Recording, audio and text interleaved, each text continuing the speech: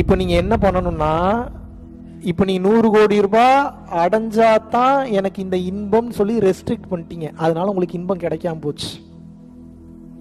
இவரை பார்த்தாதான் சந்தோஷம், எனக்கு இப்படி அமைஞ்சாதான் சந்தோஷம், என் கணவர் இப்படி இருந்தாதான் சந்தோஷம், என் மனைவி இப்படி எல்லாம் பேசினாதான் எனக்கு சந்தோஷம். அப்படி ஒண்ணு நடக்காது. நீங்க சாகுற வரைக்கும் எழுதி வச்சுக்கோங்க. கடைசி மூச்சு போகும்போதுதான் தெரியும் நம்ம எதிர்பார்க்கிற மாதிரி நம் வாழ்க்கை அமையாது என்று உங்களுக்கு அப்போதுதான் புரிய வரும். ஞானம் என்ன சொல்கின்றது என்றால், உன்னை எப்படி வேணாலும் கூட்டிட்டு போவேன், அதுல நீ என்னை பார்க்க கற்றுக்கொள் என்பதுதான் ஞானம். உனக்கு பிடிச்ச மாதிரி கூட்டு வந்து நான் முடிக்க மாட்டேன், இது ஞானம் இல்லைன்னு இறைவன் சொல்றாரு. புரியுதா புரியலையா? நான் எப்படி வேணாலும் உன்னை இழுத்துட்டு போவேன், இழுத்துட்டு போகும்போது என்னென்னமோ காட்சியை கொடுப்பேன், என்னென்னமோ சுச்சுவேஷனை கொடுப்பேன், என்னென்னமோ பொருட்களை காட்டுவேன், ஒவ்வொருத்தருக்கும் ஒவ்வொரு டிசைன்ல காட்டுவேன். அதுல நீ என்னை தேடி கண்டுபிடிச்சு சந்தோஷம் அடைஞ்சுக்க, நீ விருப்பப்படுற மாதிரி உனக்கு கொண்டு போய் உன் வாழ்க்கையை நான் முடிக்க மாட்டேங்கிறாரு. மேபி நீங்க ஆசைப்பட்டது வேற வேற ஃபார்ம்ல, ஒரு சில பேருக்கு அப்படியே கிடைக்கும், ஒரு சில பேருக்கு கிடைக்காம போகும், ஒரு சில பேருக்கு வேற ஃபார்ம்ல கிடைக்கும். இது எல்லாமே அவரவர் செய்த பாவ புண்ணிய கணக்குகளை பொறுத்தது. புரிஞ்சுதா?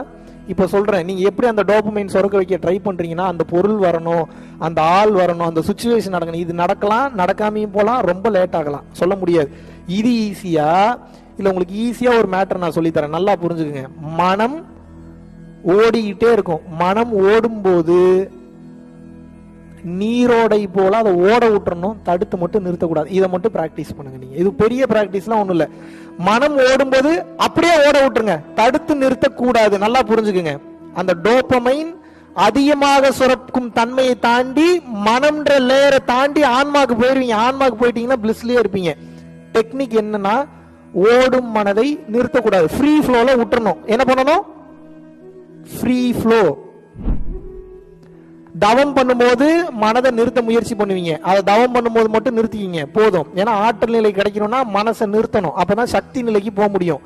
இப்ப நீங்க ஆனந்தமா வாழணும்னா மனதை நிறுத்தக்கூடாது, ஃப்ரீ ஃப்ளோல விடணும். ஃப்ரீ ஃப்ளோனா என்ன?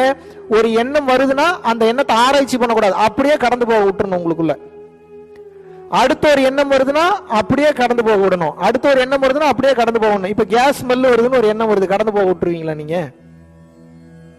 இப்ப என்ன பண்ணணும்? போய் செக் பண்ணணும்.